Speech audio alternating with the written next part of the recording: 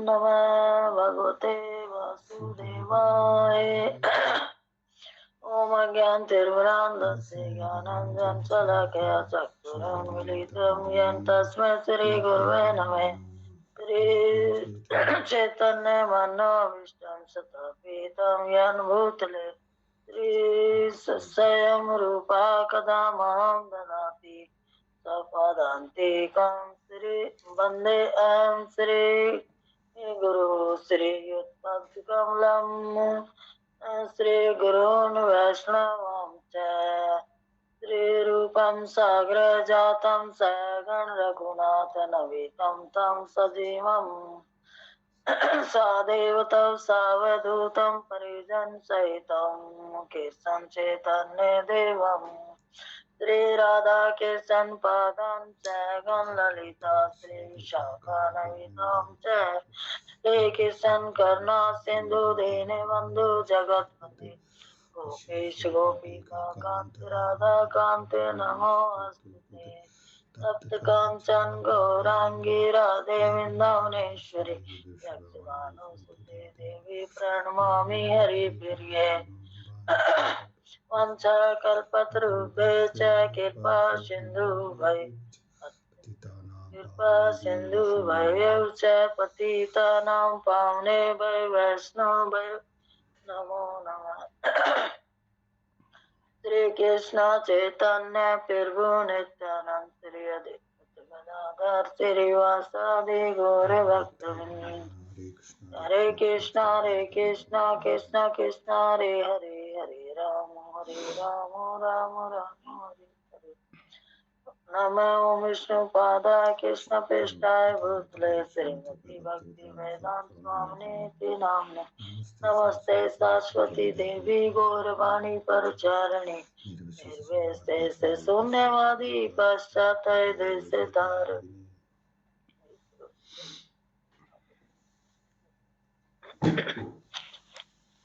कहाँ तक शुरू है माता जी?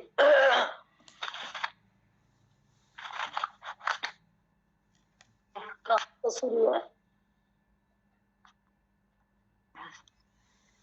मेरा में तो 42 पेज पे है माता जी, निचला पैराग्राफ।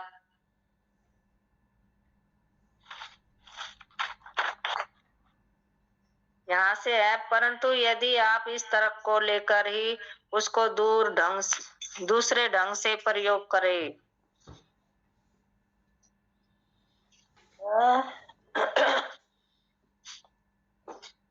फिर मुझे आप बता दीजिए, आपने कल कहाँ तक करे था? माता जी यहीं तक है, और हम जो मेरा उसमें आ रहा है वो तो 43 है, 43 है। मेरा 42 है, लास्ट वाला पैराग्राफ।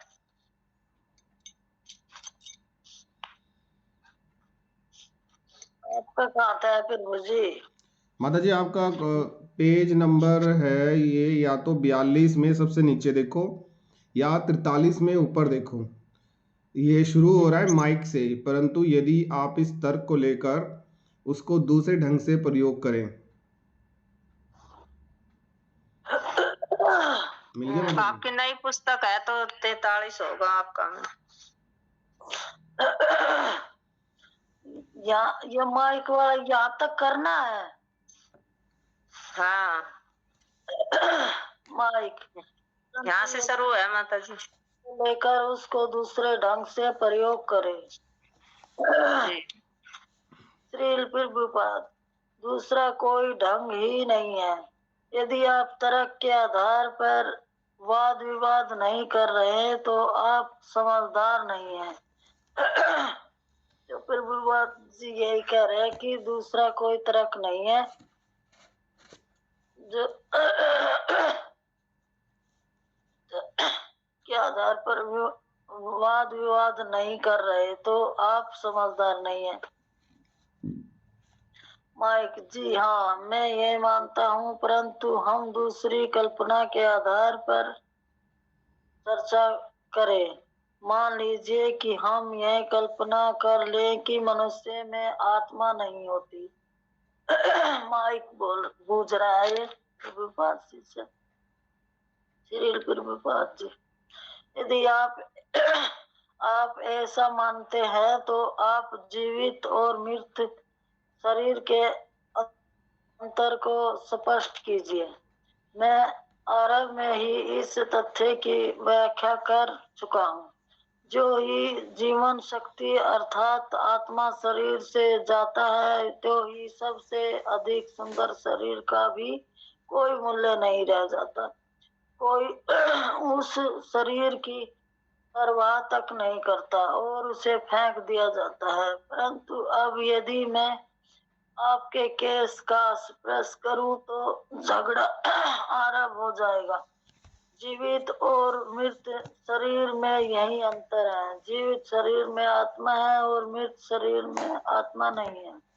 जैसे ही आत्मा शरीर को त्यागता है, शरीर का कोई मूल्य नहीं रह जाता, वह अनुयोगी हो जाता है। इस तथ्य को समझना साधारण सा कार्य है, परंतु बड़े से बड़े तथा कथित वैज्ञानिक और दार्शनिक गण भी इसे समझने में जड़ बुद्धि सिद्ध होते हैं। आधुनिक समाज अत्यधिक निकृष्ट अवस्था में है। सुबुद्धि वाला कोई भी मनुष्य नहीं रह गया है। तो श्रील प्रभुपाद जी यही बता रहे हैं इसमें।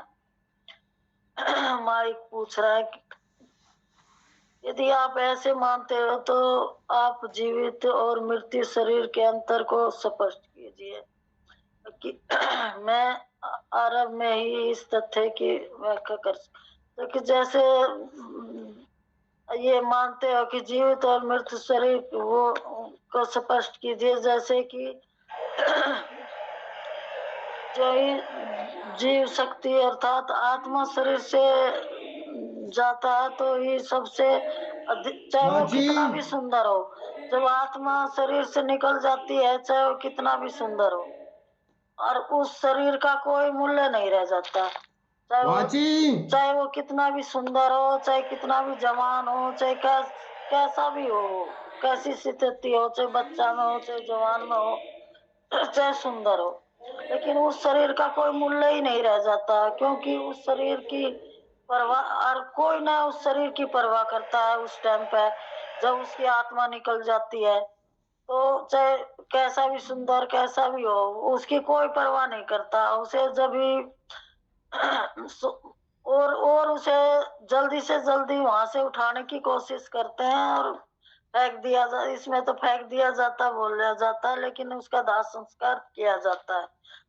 परंतु अभी यदि मैं आपके मतलब के प्रभुपाद बता रहे हैं कि जैसे मैं कि आपके केस का स्पर्श करूं, जैसे कि आपके बालों को खींचूं या उसको खींचेंगे बालों को तो दर्द होगा ना।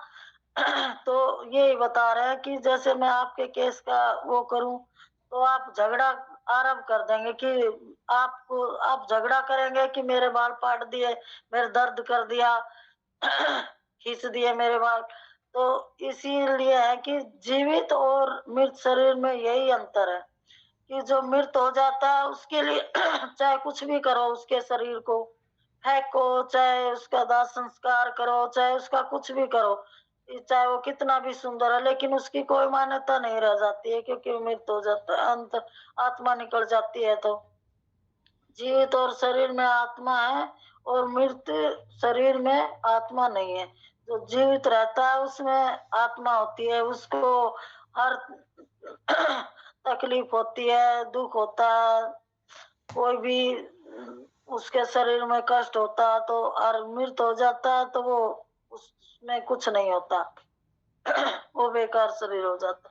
जैसे ही आत्मा शरीर को त्यागता है, शरीर का कोई मूल्य ही नहीं रह जाता। उसका कोई मूल्य ही नहीं है, क्योंकि वो बेकार हो जाता है और वह उन उपयोगी हो जाता है। इस तथ्य को समझना साधारण सा कार्य है, परंतु बड़े बड़े तथा कथित विज्ञानी और दर्शनाकी भी मतलब इसमें ये इसके लिए तो कोई खोज ही नहीं कर पाया, ये सब वैज्ञानिक करिए, क्योंकि आत्मा निकले पीछे कुछ शरीर में बसता ही नहीं है। इसमें समझने में जड़ बुद्धि सिद्धि होती है। आधुनिक सामाजिक अत्यधिक निकृष्ट अवस्था में सुबुद्धि वाला कोई भी मनुष्य नहीं रह गया। इसमें ऐसा कोई बुद्धि वाला मनुष्य नहीं है जो ये तो सभी सबको ही पता है, इसका सबको ज्ञान है कि जब शरीर से आत्मा निकल जाती है तो वो शरीर बेकार हो जाता है और ना उसकी कोई मान्यता रह जाती है। हरे कृष्णा। और कोई फिर बुझी जोड़ दो उसमें।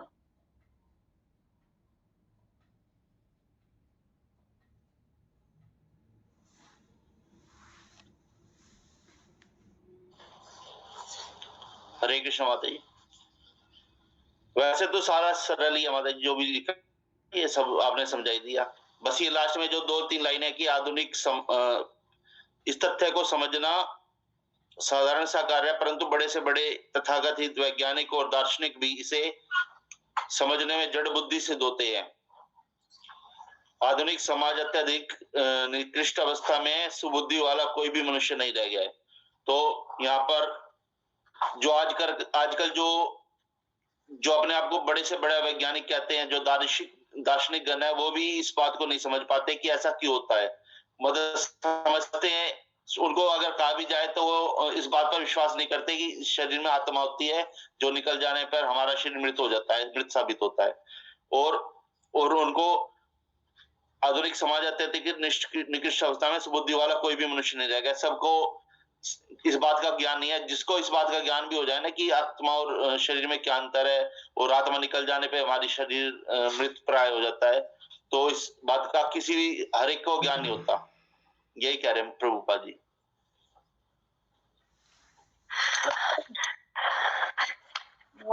हरे कृष्णा। हरे कृष्ण माता जी इसमें ना, हरे कृष्णा कृष्णा माता जी एक मिनट बस। ये शील प्रभुपाद का जो आपने तात्पर्य पढ़ा ना, इसके बीच में एक आता है कि आपके केस का स्पर्श करूं तो झगड़ा प्रारंभ हो जाएगा। तो प्रभुपाद ने सिर्फ स्पर्श करने के लिए बोला है, खींचने के लिए नहीं बोला था उनको। बड़ा ही अग्रेसिव मीनिंग लिया है आपने। अगर प्रभुपाद जी ये लिख देते कि मैं खींचूं, तब तो आप बोलते कि फाड़ दूं, गर्दन को अलग कर दूं उससे।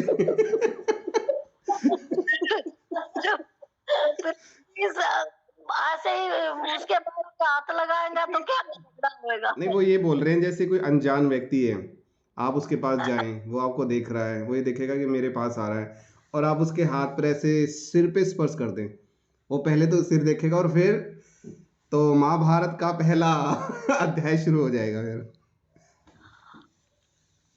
चलिए ठीक है। जैसे फिर भूपाद अमेरिका में गया था, तो वहां फिर भूपाद लेक्चर कर रहे थे, तो फिर भूपाद ने 1 हफ्ता लग मतलब इस आत्मा के बारे में ही लेक्चर किया। तो वो वहां के लोग एक मतलब व्यक्ति खड़ा हुआ और उसने बोला कि प्रभुपाद इससे भी आगे कुछ है कि बस आत्मा के बारे में ही बताएगा, ये समझ में आ गया? अगर आपको कुछ समझ में नहीं आया तो ये है आत्मा की, इसको बहुत बारीकी है ये देखने में।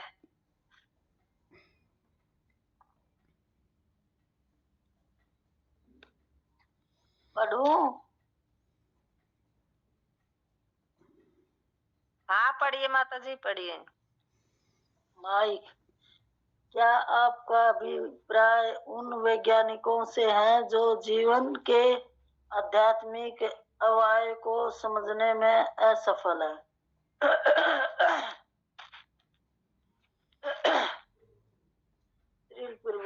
जी हाँ, वास्तविक विज्ञान का अर्थ है भौतिक और आध्यात्मिक प्रत्येक का पूर्ण ज्ञान। तो इसमें प्रभुपाद जी यही बता रहे हैं कि जी हाँ, वास्तविक विज्ञान का अर्थ यही है। जो भौतिक है वह उनमें इतना ज्ञान नहीं है। जो भौतिक लोग हैं वह आत्मा और शरीर के बारे में ना समझते, बस वह अपने शरीर के हिसाब में रहते हैं। ये ना समझते कि आत्मा का कि क्या खुराक है, आत्मा के लिए हमने क्या करना चाहिए। और आध्यात्मिक कृष्णा भावना में, अमृत में जो लग जाता है, आ जाता है इसमें, और भगवान कृष्ण की सेवा करता है और ज्ञान लेता है शास्त्रों के अनुसार, तो ही वह आध्यात्मिक ज्ञान को समझ पाएगा। माइक, क्या आप अपने पूर्व आश्रम में एक रशियन शास्त्री नहीं थे? प्रभुपाद जी, हाँ, मैं अपने पूर्व आश्रम में एक रशियन शास्त्री था, परंतु एक रशियन शास्त्री बनने में कोई बहुत अधिक बुद्धि की आवश्यकता नहीं पड़ती। कोई साधारण बुद्धि वाला मनुष्य भी यह कार्य कर सकता है।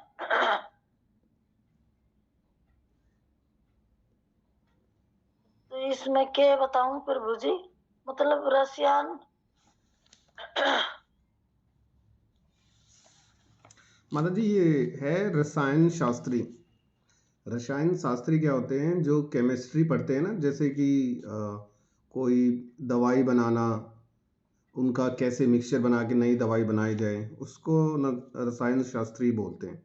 जैसे पेंट वगैरह जो बनता है, ये सारा काम यही करते हैं।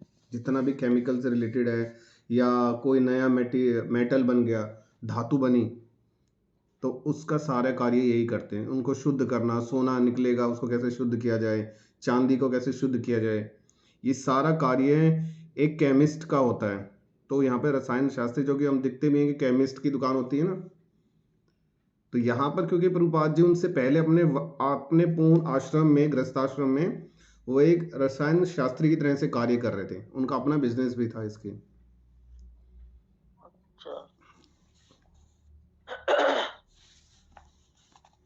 माइक, परंतु क्या आपका यह विचार है कि भौतिक विज्ञान भी महत्वपूर्ण है, चाहे भले ही आज के वैज्ञानिक जड़ बुद्धि वाले हो?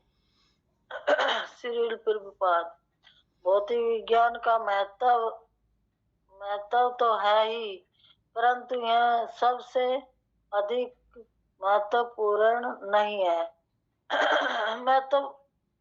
मतलब नु है कि भौतिक विज्ञान का महत्व तो है ही, मतलब बुद्धि तो सब में ही दे रखी है भगवान ने, तो परंतु वह सबसे अधिक महत्वपूर्ण नहीं है। वह मतलब कि इतनी उससे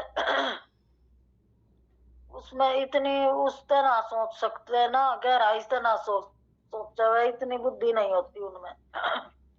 जैसे आध्यात्मिक जीवन में बुद्धि हो जाती है, जो भगवान के नाम में बुद्धि होती लेता है वो। माइक, अच्छा, क्या मैं पिछले प्रश्न पर पुनः आ सकता हूँ?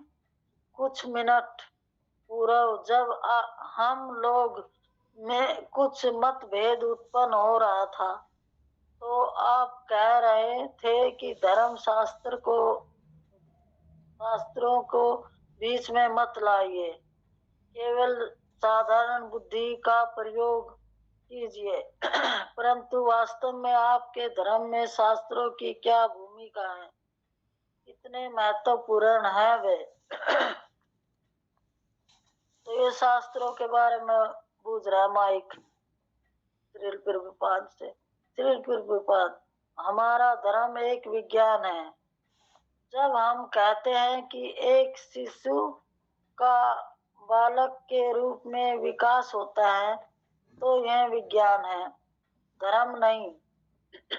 प्रत्येक शिशु एक बालक बनता है, धर्म का प्रश्न ही कहाँ उठता है?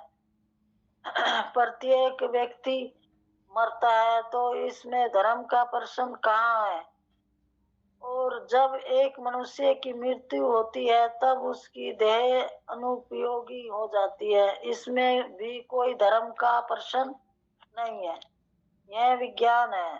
चाहे आप क्रिश्चियन अथवा हिंदू या मुसलमान हो, जब आप मरते हो तो आपकी देह अनुपयोगी हो जाती है, ये एक विज्ञान है। जब आपके किसी संबंधी की मृत्यु होती है, तो आप यह नहीं कह सकते नहीं कह सकते कि हम क्रिश्चियन है, हम विश्वास करते हैं कि वह व्यक्ति मरा नहीं है।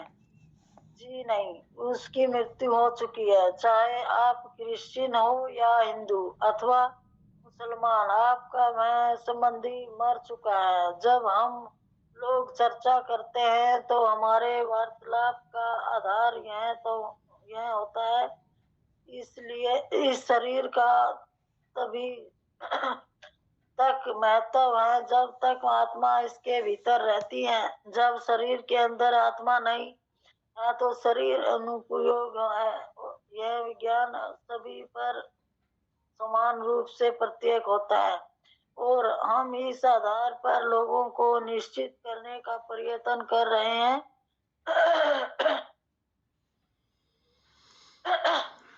श्री तो फिर विपाद जी यही बता रहे हैं जो धर्मशास्त्र और का वह पूछ रहा है ना, धर्म, ये शास्त्रों का धर्म क्या। तो हमारे धर्म क्या एक विज्ञान है हमारा धर्म एक।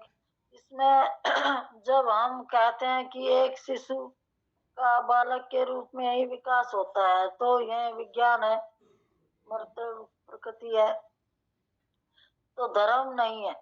इसमें धर्म का कोई वो नहीं होता कि ये धर्म है, धर्म का इसमें कोई वो ना दे रखा कि धर्म प्रत्येक शिशु एक बालक ही बनता है। धर्म का प्रश्न नहीं कहाँ उठता है। तो इसमें कोई भी हो, चाहे क्रिश्चियन हो या कोई मुस्लिम हो, चाहे हिंदू का बालक हो, चाहे कोई, इसमें धर्म का वो नहीं होता। वो तो बच्चा ही रहता है ना, शिशु तो शिशु ही है। तो इसमें धर्म कहाँ उठता है। धर्म का कोई शास्त्रों से कोई लेना देना नहीं है। प्रत्येक व्यक्ति मरता भी है तो इसमें धर्म का प्रश्न कहाँ होता है कि हिंदू भी मरते हैं, मुस्लिम भी मरते हैं, मतलब हर उसकी जाति के मरते हैं। तो इसमें भी धर्म नहीं उठता, सभी मरते हैं। ऐसा कोई नहीं होता कि भाई हिंदू ना मरे या क्रिश्चियन ना मरे। और जब एक मनुष्य की मृत्यु होती है तब उसकी देह अनुपयोग हो जाती है। तो जब जब एक मनुष्य की मृत्यु हो जाती है उसका शरीर किसी काम का नहीं रहता, अनुपयोग होता है, वो बेकार शरीर हो जाता है। इसमें भी कोई धर्म का प्रश्न नहीं है। इसमें भी कोई धर्म नहीं है। वो व्यक्ति मर गया उसका क्या धर्म है, इसमें कोई धर्म नहीं है। प्रश्न नहीं है यह।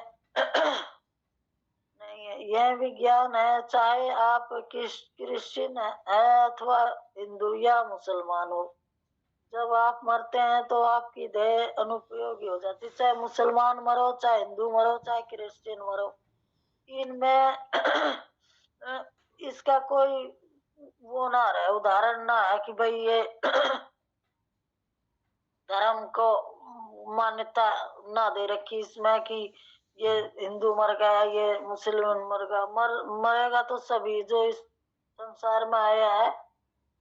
तो मरते हैं तो उसकी शरीर उपयोग हो जाता है। यह कि यह एक विज्ञान है, एक प्रकृति है जो भगवान ने बना रखी है इस भौतिक संसार में।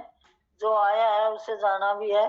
और जब आपके किसी संबंधी की मृत्यु होती है तो आप यह नहीं कह सकते हम लोग क्रिश्चियन हैं, हम विश्वास करते हैं कि वह व्यक्ति मरा नहीं है। हाँ, तो चाहे किसी संबंधी की मृत्यु हो जाती है तो एक बार तो ऐसा ही लगता है कि नहीं, सोचते हैं कि नहीं, तो लेकिन वो क्रिश्चियन है तो के विश्वास ना करता है कि वह व्यक्ति मरा नहीं है। क्रिश्चियन भी मर सकते हैं और वह सभी मरते हैं, क्रिश्चियन हो या हिंदू हो या मुस्लिम हो। जी नहीं, उसकी मृत्यु हो चुकी है। तो एक बार तो शरीर में सब कहीं झटका लगता है, जैसे कि किसी की मृत्यु हो जाती है रिश्तेदारी में या कहीं भी, तो यही सोचते हैं कि नहीं ऐसा कैसे हो सकता है। लेकिन जब मृत्यु आती है तो वो तो आती है। चाहे आप क्रिश्चियन हो या हिंदू अथवा मुसलमान, आपका वह संबंधित मर चुका है। जब हम लोग चर्चा करते हैं तो हमारे वार्तालाप का आधार यह होता है कि शरीर का तभी तक महत्वपूर्ण है जब तक इसके अंदर आत्मा रहती है, इसके भीतर आत्मा होती है। माता जी जल्दी जल्दी कर ले, नींद आने लगी। नींद आने लगी, बैठे बैठे ना जल्दी जल्दी कर ले। एक पैर दोबारा उसने गाई जा रही है पैर। आगे आगे बढ़ जल्दी जल्दी। कोई शरीर का जो भी महत्व है जब इसके अंदर आत्मा रहती है। जब शरीर के अंदर आत्मा नहीं है तो शरीर अनुपयोग हो जाता है। तो यही विज्ञान है, सभी पर समान रूप से प्रयुक्त होता है और हम इसी आधार पर लोगों को शिक्षित करने के कारण प्रयत्न कर रहे हैं। तो आप बता दो फिर। इसमें शरीर और आत्मा का फिर मुझे आप जल्दी से समझा दिए, समय हो रहा है, जल्दी जल्दी। माता जी मैंने एक ऊपर वाला जो क्वेश्चन है ना, एक बार मैं वो क्लियर कर देता हूँ, शायद माता जी ने थोड़ा ना गलत समझ लिया हो। वो पूछ रहे हैं कि भौतिक विज्ञान भी महत्वपूर्ण है। ऊपर पूछा उन्होंने रसायन विज्ञान के बारे में, यानी कि केमिस्ट्री के बारे में। अभी नीचे पूछ रहे हैं फिजिक्स के बारे में। प्रभु जी फिजिक्स ही होता है ना भौतिक विज्ञान? तो हाँ प्रभु जी। हाँ, तो फिजिक्स में क्या बनता है? जैसे हम लोग कोई भी मैनुअल चीज बनाते हैं, जैसे कोई मशीन होगी, फिजिक्स बनाएगा उसको। फिजिक्स ये बनाएगा कि बताएगा कि एक रोशनी जो चलती है उसकी गति क्या है, या गाड़ी किस गति से चल रही है और कितनी देर में वहां पहुंच जाएगी। ये सारी कैलकुलेशन भौतिक विज्ञान की फिजिक्स में है। तो वो पूछ रहे हैं क्या फिजिक्स महत्वपूर्ण है या नहीं है? आप तो बोल रहे हो कि, और ये अगर हम ध्यान से देखें ना, ये बड़ी हॉट डिस्कशन चल रही है इस समय।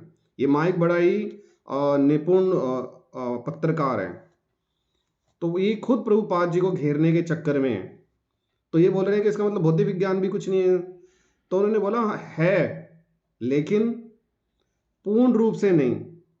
धर्मशास्त्र के बीच में ये महत्वपूर्ण तो है, परंतु सबसे अधिक महत्वपूर्ण नहीं है। जैसे आप लोगों ने जरूर न्यूटन्स के लॉ पढ़े होंगे, तो वो फिजिक्स थी। ग्रेविटेशन यानी कि गुरुत्व बोलते हैं शायद, बल, उसके बारे में पढ़ा होगा, वो फिजिक्स था। तो ये उनके बारे में पूछ रहे हैं। और नेक्स्ट क्वेश्चन है, माता जी ने समझाई दिया है कि ये जानबूझ के इस बात को लेकर आए कि धर्मशास्त्र को बीच में मत लाइए। इनको दिल पे लगी होगी ये बात, तो भूले नहीं उसको। और फिर प्रभुपाद जी के सामने फिर से इसको कि आप क्या एक्सप्लेन करेंगे इसमें। तो उन्होंने आत्मा और शरीर के बारे में ही बताया। अब शरीर अगर है गया तो रह गया, आत्मा चली गई। आपको एक खबर भी मिल गई है कि एक प्रभु जी थे, वो मर चुके हैं, और कृष्णा माता जी रात को चैंटिंग कर रही थी, तभी वो प्रभु जी आगे, हरे कृष्णा माता जी। माता जी देख करके, हरे कृष्णा तो दंडवत प्रणाम तो करने वाले नहीं है, और मन से हरे कृष्णा, जाओ प्रभु जी, हम आपको आपका काम नहीं है, जाओ जाओ जाओ। बड़ा ही अचरज वाली बात है ये कि है तो शरीर में, जब वो आत्मा थी तब तो बड़े भाई गले मिलते थे, सारा था। और लेकिन जब वो शरीर को त्याग करके आत्मा के रूप में आ रही है, तब हमारी घिघी बन जा रही है, भाग करके दौड़ रहे हैं और भगवान को याद कर रहे हैं। एक बार शायद मैंने पहले भी बताया था, एक बार एक प्रभु जी के लेक्चर में सुन रहा था, तो उन्होंने बोला कि एक मेरे को भक्त ने बताया कि प्रभु जी चैंटिंग नहीं होती अच्छे से, वो मतलब मज़ा नहीं आ रहा वो चैंटिंग में। तो प्रभु जी ने बोला ठीक है, आप रात के 11 बजे मेरे साथ चलना, एक ऐसी जगह पे ले चलूँगा जहाँ कई भूत रहते हैं, वहाँ बड़ा ही आपको आनंदमय चैंटिंग होगी। तो यहाँ पर कुछ आत्मा और शरीर के बारे में बताया। माता जी अब आप आगे कीजिए। माता जी एक और आपसे रिक्वेस्ट है कि जैसे आप पढ़ रहे हैं ना, उसको बारंबार ना पढ़ें और उसका अर्थ आपको क्या समझ में आ रहा है उसके बारे में बताएं। ऐसे तो ये 2-2 बार पुस्तक पढ़ जाएंगे हम लोग। माइक, परंतु यदि मैं आपको ठीक से समझा हूं तो मुझे लगता है कि आप लोग लोगों को विशुद्ध वैज्ञानिक आधार पर ही शिक्षित कर रहे हैं, तब इसमें धर्म का कहाँ से प्रवेश हो जाता है? सिरिल प्रभुपाद, धर्म का अर्थ विज्ञान भी है और लोगों ने धर्म का गलत अर्थ विश्वास लगाया है। मैं विश्वास करता हूँ कि एक भक्त में धर्म रिलीजन शब्द का अर्थ शब्द कोश में देखो।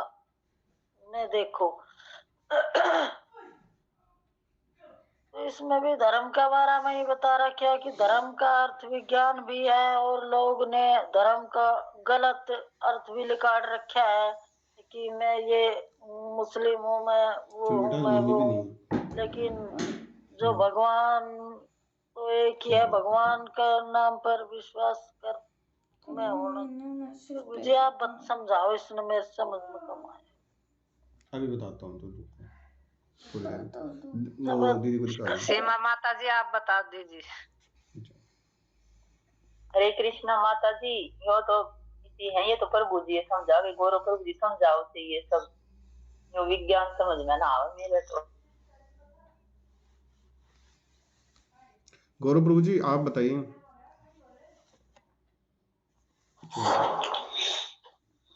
माइक, परंतु यदि मैं आपको ठीक से समझाऊं तो मुझे लगता है कि आप लोगों को विशुद्ध वैज्ञानिक आधार पर शिक्षित कर रहे हैं। इसमें ना थर्सडे तब का इसमें टाइम धर्म का कहाँ से प्रवेश हो जाता है? 12 o'clock छुट्टी हो जाएगी। माइक कहता है कि और मैं पहले जहां 3 तक पीरियड आपको में जीके का समझाऊं एग्जाम होगा।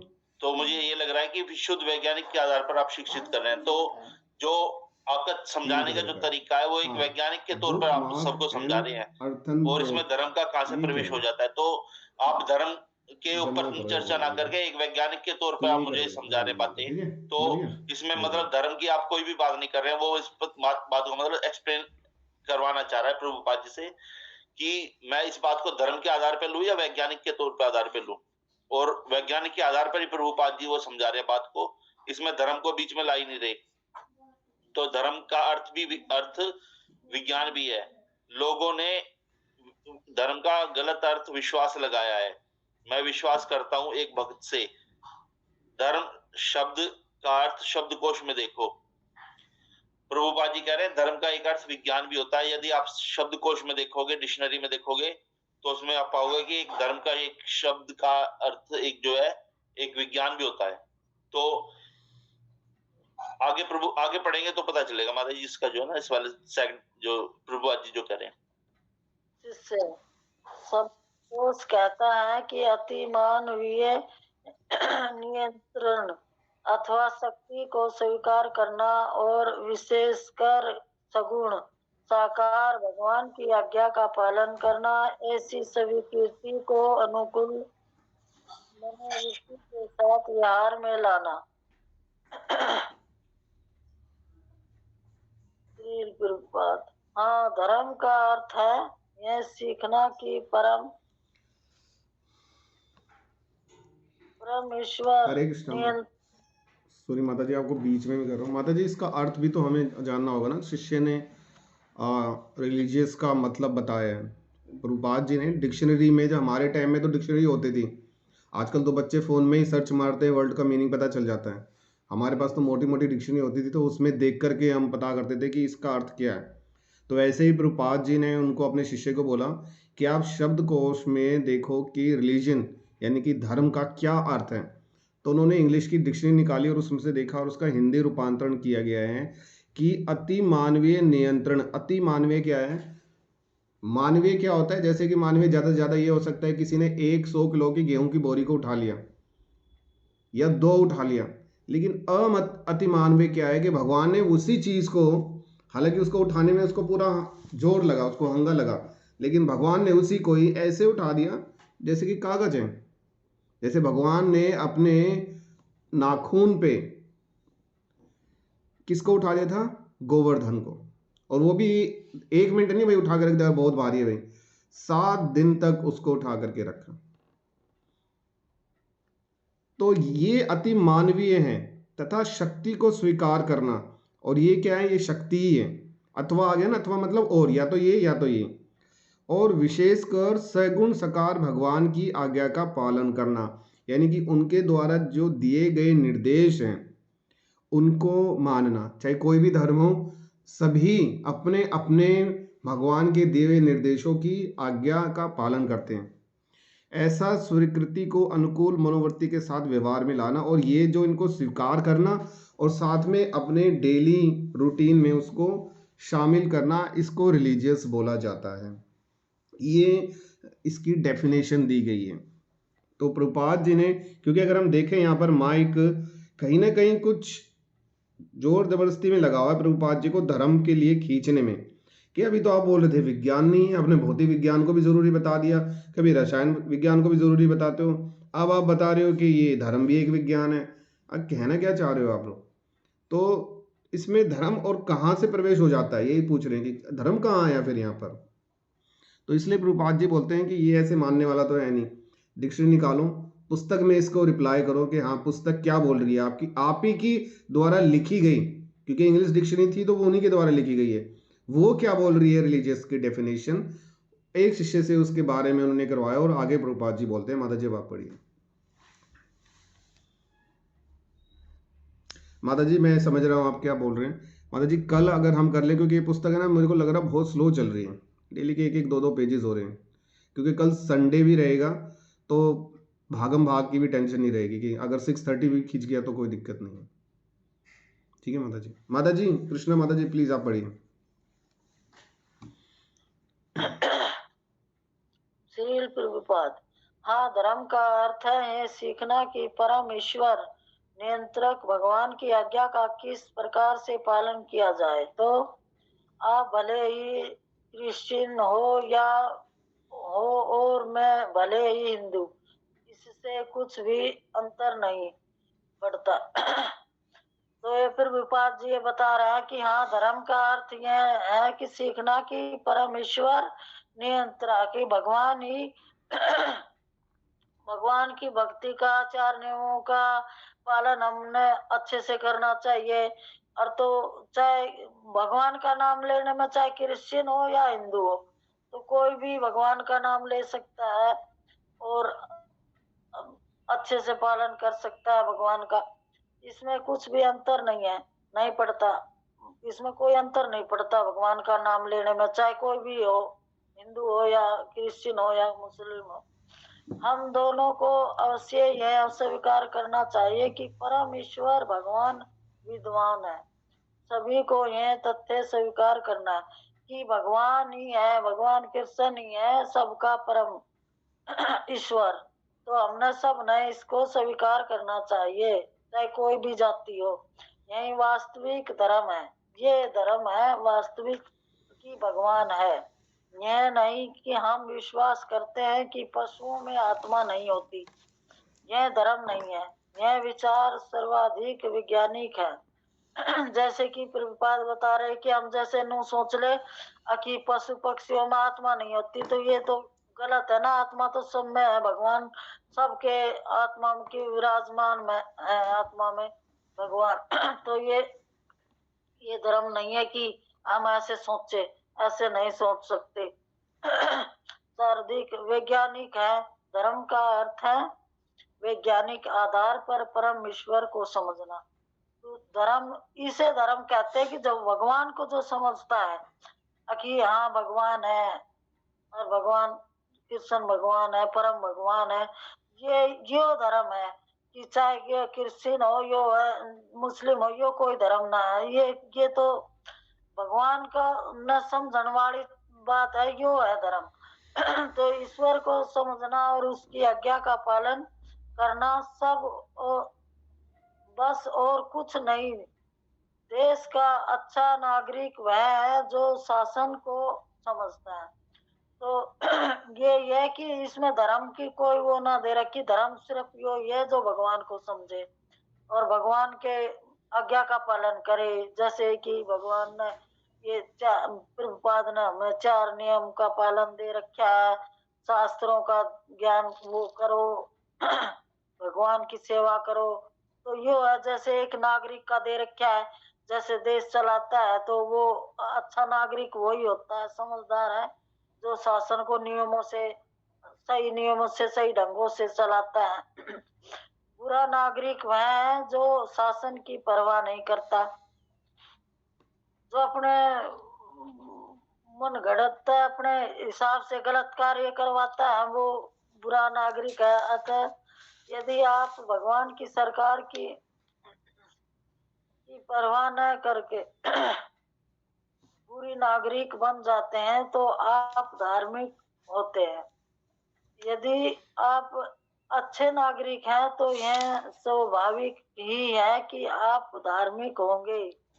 तो इसमें नागरिक का ही दे रखा कि भगवान की इसमें जो सरकार की जो परवाह न करके बुरे नागरिक बन जाते हैं और आप धार्मिक होते हैं, अधार्मिक होते, वह बुरे नागरिक होते हैं अधार्मिक, धर्म का कार्य में रुचि नहीं है उनकी, ना ढंग से सरकार नहीं चलाते। यदि आप अच्छे नागरिक हो तो वह स्वाभाविक ही है और आपकी धार्मिक होगी।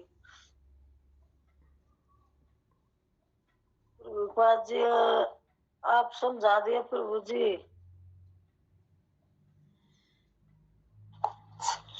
हरे कृष्ण माता जी।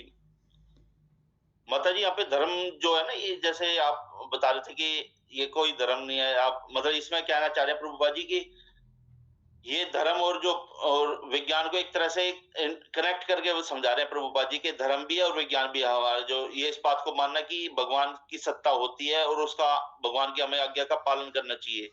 इससे कोई फर्क नहीं पड़ता कि आप क्रिश्चियन है, हिंदू है, मुसलमान है, कौन है, इससे कोई भी फर्क नहीं पड़ता, क्योंकि वो प्रभुपाद जी ये समझाना चाह रहे हैं कि जो मानव जो इंसान है वो मरता भी है, जब तक वो जीवित रहता है तब तक उसमें उसकी आयु भी वृद्धि भी होती है, वो बढ़ता है, एक स्थान पर रुकता भी है, फिर वो वृद्ध हो जाता है, मरता है।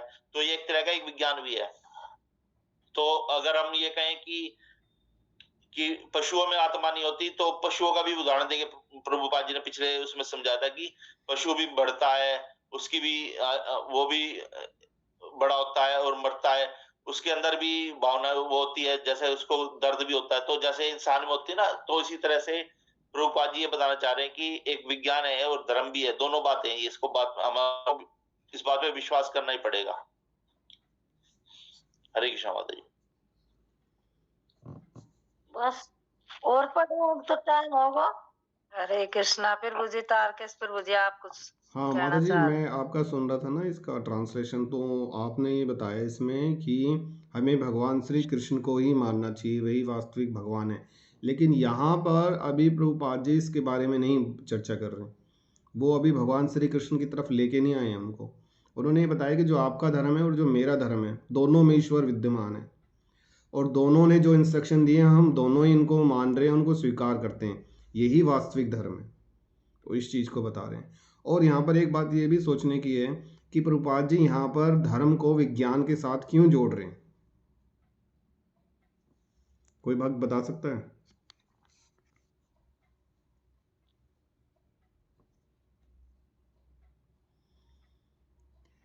प्रभुपाद जी यहाँ विज्ञान के साथ इसलिए जोड़ रहे हैं कि जो शिक्षित होते हैं ना, उनको हर चीज़ में लॉजिक चाहिए होते हैं कि ये कैसे, ये आप क्यों करते हो, ये किस लिए, क्योंकि उन्होंने विज्ञान को पढ़ा है, बचपन से उसको उनको विज्ञान पढ़ाया गया है। तो वो बातें तभी मानेंगे जब वैज्ञानिक रूप से उनको समझाया जाएगा, अन्यथा वो नहीं मानेंगे। तो जितने भी पढ़े लिखे हैं उनको वैज्ञानिक तथ्यों के आधार पर ही मतलब समझाया जा सकता है। अब हमारे जैसे कई ऐसे भी होते हैं कि जिन्हें बोल दे कि हाँ ये भगवान थे, तो हम मानने भी लगते हैं, लेकिन वो तो होंगे वो उसका पूरा ऑपरेशन करेंगे कि ऐसा क्यों है, और ये कोशिश करेंगे आपको नीचा दिखाने के लिए कि आप लोग तो बिल्कुल ही मतलब ना समझ और इलिटरेट हो। तो यहाँ प्रभुपाद एक एक चीज़ को साइंटिस्ट मतलब साइंटिफिकली जोड़ करके बता रहे हैं उनको। हरकेश माता जी, ये वैसे तो ये एक है पूरा चैप्टर कंप्लीट हो जाएगा, तो या तो आप या सीमा माता जी अगर इसको रीड कर दें तो। कृष्णा माता जी आपको बुरा तो नहीं लगेगा? नहीं प्रभु जी, मैंने क्या प्रभु जी आप कर दीजिए जल्दी से छोटे शब्दों में, हम तो गौरव फिर प्रभु भी जी आप कीजिए फिर।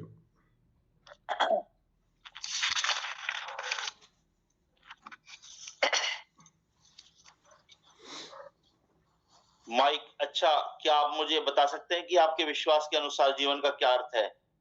सर्वप्रथम तो हमारे अस्तित्व का प्रयोजन ही क्या है? श्रील प्रभुपाद, जीवन का अर्थ है आनंद उठाना, परंतु अभी आप जीवन के मिथ्या स्तर पर हैं और इसलिए आप आनंद उठाने के स्थान पर कष्ट पा रहे हैं। जहां भी हम देखें वहीं हमें अस्तित्व के लिए संघर्ष ही दिखाई पड़ता है। लोग केवल कष्ट उठा रहे हैं, सभी लोग संघर्ष कर रहे हैं, परंतु अंत में उनको इससे क्या सुख और आनंद प्राप्त होता है? वे लोग केवल कष्ट उठा रहे हैं और मृत्यु को प्राप्त हो रहे हैं। इसलिए यद्यपि जीवन का अर्थ आनंद उठाना है, फिर भी वर्तमान काल में आपका जीवन आनंदमय नहीं है, परंतु आप जीवन के सच्चे और आध्यात्मिक स्तर पर आ जाएं तो आप आनंद प्राप्त कर सकेंगे। तो माइक कहता है कि आप मुझे बता सकते हैं कि आपके विश्वास के अनुसार जीवन का क्या अर्थ है, वास्तविक जीवन क्या है और इसके अस्तित्व का प्रयोजन क्या है? तो प्रभुपाद जी आंसर में कहते हैं जीवन का अर्थ है आनंद उठाना, परंतु ये जो हम जिसको आनंद समझ रहे हैं, जो हमारी जिंदगी है, सारे दिन गधे की तरह काम करना, मजदूरी करना, अपने भरण पोषण में लगे रहना, बच्चों के लिए चिंतित रहना, तो ये एक तरह से गधा मजदूरी है और कुछ भी नहीं है। इससे हमें सिर्फ अपना पेट भरने के लिए ही हम सारा प्रयत्न कर रहे हैं और कुछ भी नहीं है। लेकिन यदि असली जो वास्तविक जो आनंद है, वो हमको ये इस बात का ज्ञान होना चाहिए कि हम हैं कौन और हमारा मनुष्य जीवन किस लिए प्राप्त हुआ है, हमें हमारा इसका प्रयोजन क्या है। और जो वास्तविक आनंद वो तब प्राप्त होएगा जब हम भगवान की शरण ग्रहण करेंगे। हम जो भगवान को परम सत्ता मानकर उनको ही निमित्त मानकर हर कार्य में भगवान की ही जो सोचेंगे कि भगवान के ही लिए हमें सारा कार्य करना है, तो जो परमानंद के लिए हम जो करेंगे वो काम हमें भी आनंद उसके अंदर प्राप्त होगा। माइक, तो इस साक्षात्कार के अंदर में क्या आप आध्यात्मिक जीवन में आने वाली कुछ स्थितियों के विषय में व्याख्या कर सकते हैं? नवीन कृष्ण भक्त किन आध्यात्मिक स्तरों से गुजरता है? तो इस साक्षात्कार के अंदर में क्या आप आध्यात्मिक जीवन में आने वाली कुछ स्थितियों के विषय में व्याख्या कर सकते हैं? नवीन कृष्ण भक्त किन आध्यात्मिक स्तरों से गुजरता है? श्रील प्रभुपाद, पहली सीढ़ी है कि आप जिज्ञासु बनते हैं, तो आप कहते हैं यह कृष्ण भावनामृत अभियान है क्या? मैं इसका अध्ययन तो करूं? इसे श्रद्धा कहा जाता है, यह आरंभ है।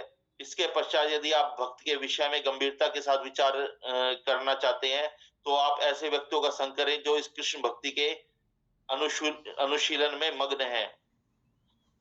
तो माइक जो स्टेप्स है वो पूछ रहा है कि जो भक्ति में आने का, आध्यात्मिक जीवन में आने के क्या स्टेप्स हैं, मतलब जो स्तर है कि किस स्तर से हम आध्यात्मिक जीवन को व्यतीत कर सकते हैं। और एक जो कृष्ण भक्त होता है, नवीन कृष्ण भक्त, वो किन आध्यात्मिक स्तरों से गुजरता है? प्रभुपाद जी आंसर में कहते हैं कि पहली सीढ़ी है जिज्ञासु बनना। जैसे कि माइक इसी सीढ़ी पे रहे समय जो प्रश्न कर रहा है ना, जिज्ञासु के तौर पर, कि वो हम जिज्ञासु बन करके जो क्वेश्चन किया जाते हैं वो पहली सीढ़ी पे होते हैं।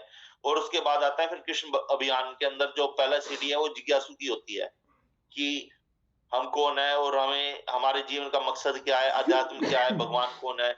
इस प्रकार की जिज्ञासा ही जो प्रथम चरण है। इसके पश्चात यदि आप भक्ति के विषय में गंभीरता के साथ विचार करना चाहते हैं, तो आप ऐसे व्यक्तियों का संग करें जो इस कृष्ण भक्ति के अनुशीलन में मग्न है।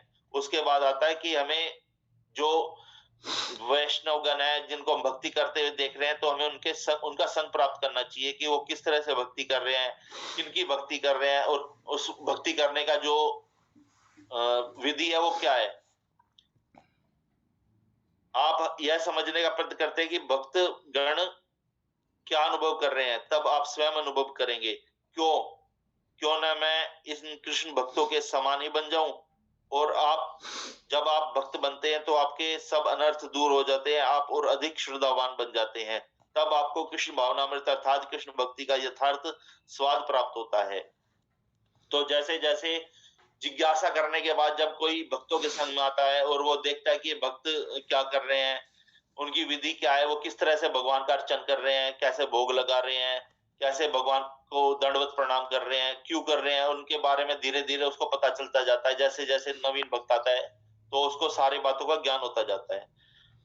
ये नवयुवक चलचित्र सिनेमा देखने नहीं जा रहे, ये मांसाहार क्यों नहीं करते अथवा नाइट क्लब आदि स्थानों में क्यों नहीं जाते, क्योंकि उनकी रुचि में परिवर्तन हो गया है। तो जैसा कि हम देखते हैं अधिकतर जो हमारा जो ये वैष्णव जन है अधिकतर कम आयु वर्ग के हैं इस भक्ति के अंदर।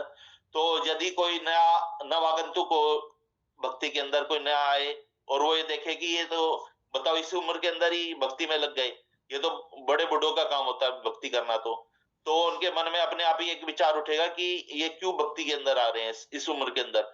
तो उनके अंदर और ज्यादा जिज्ञासा उत्पन्न होगी कि वो इस उम्र में होते हुए भी कैसे भक्ति में लग गए हैं। तो जब वो देखते हैं कि इस उम्र में तो ये तो उनके खेलने कूदने की उम्र है, सिनेमा हॉल में जाने की है, शराब पीने की, मांसाहार करने की उम्र है, और वो भक्ति में लग रहे हैं, तो उनको धीरे धीरे भक्ति का महत्व पता चलेगा कि भक्ति यदि इतनी महत्वपूर्ण है कि इस उम्र में भी वो भक्ति के अंदर लगे हुए हैं। अब ये इन सब वस्तुओं से घृणा करते हैं। इस प्रकार आप प्रगति करते हैं जाते हैं। सर्वप्रथम श्रद्धा, तत्पश्चात साधु संग, अनर्थ निवृत्ति, निष्ठा, रुचि, फिर भगवत भाव, तब भगवान का साक्षात्कार और अंत में भक्ति की सिद्धि, भगवत प्रेम की प्राप्ति। यह प्रथम श्रेणी का धर्म है। तो उसके बाद के जो स्टेप्स हैं वो बता रहे हैं भगवान। उसके सबसे पहले श्रद्धा उत्पन्न होती है मन के अंदर कि भगवान के प्रति हमारे को श्रद्धा उत्पन्न होती है। उसके पश्चात साधु संग, अनर्थ निवृत्ति, जो बिना बात की जो निवृत्ति होती है, जैसे कि भोग विलास में लगना, जो प्याज लहसुन खाना, या अपने स्वाद के अनुसार हमें जो चटपटा खाने की उसको हम धीरे धीरे छोड़ते जाते हैं। फिर भगवान के अंदर निष्ठा बढ़ती है, फिर रुचि बढ़ती है, यह भोग लगाना भगवान को कि हमें भोग लगाया हुआ ही प्रसाद ही खाना है। फिर भाव, और धीरे धीरे भाव उत्पन्न होता जाता है, तब भगवान का साक्षात्कार होता है। और अंत में भक्ति की सिद्धि, जो परम सिद्धि है भगवान को प्राप्त करना, जो गोलोक वृंदावन धाम के जाने के लिए हम धीरे धीरे उस ओर अग्रसर होते जाते हैं। भगवत प्रेम की प्राप्ति, यह प्रथम श्रेणी का धर्म है। मैं विश्वास करता हूं, तुम विश्वास करते हो, इस आधार पर बनी कोई कर्मकांडीय औपचारिकता नहीं।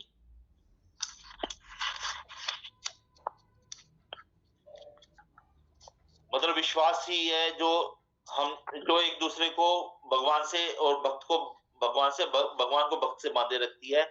और ये कोई कर्मकांडी औपचारिकता नहीं है कि भाई इसमें कोई किसी तरह का नियम है या कोई विशेष प्रकार का कोई वो है। भाव जो आ जाता है जिसके मन में भगवान के प्रति भक्ति का, वो ही एक विश्वास का कारण बन जाती है। यदि कोई तर्क के साथ भगवान को जानना चाहे कि भगवान ने एक छोटी सी उंगली पे कैसे गिरिराज पर्वत को उठा लिया, या भगवान इतने जैसे अमानवीय कार्य किए हैं तो किस तरह कर पाए, तो उससे नहीं, भगवान को एक विश्वास के साथ ही समझा जा सकता है जो कि भाव से उत्पन्न होता है। यह धर्म नहीं वरन छल है। वास्तविक धर्म का अर्थ है अपने भगवत प्रेम का विकास करना। धर्म की सिद्धि यही है। तो भगवत प्रेम का जो विकास करना है हमें, यही वास्तविक धर्म है। और वो किसी भी हम तर्क वितर्क के साथ नहीं कर सकते। हमें तो केवल भगवान को स्वीकार करना ही पड़ेगा, क्योंकि भगवान ही परम सत्ता है और हमें शास्त्र और जो हमारे वेद है वो सब भगवान के बारे में जानकारी देते हैं। माइक, मेरे साथ वार्तालाप करने के लिए आपको अनेक धन्यवाद। यह चर्चा मेरे लिए आनंददायी रही। श्री प्रभुपाद, हरे कृष्ण। इतना क्वेश्चन कर लिया।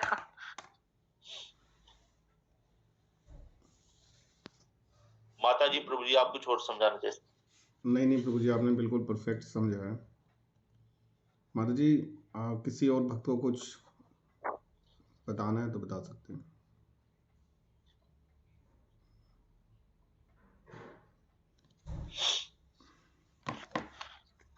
यही दे रखा मैन, इसमें भगवान को मानना, भगवान का यही धर्म है हमारा। हरे माता जी, मैं जा सकता हूँ क्या?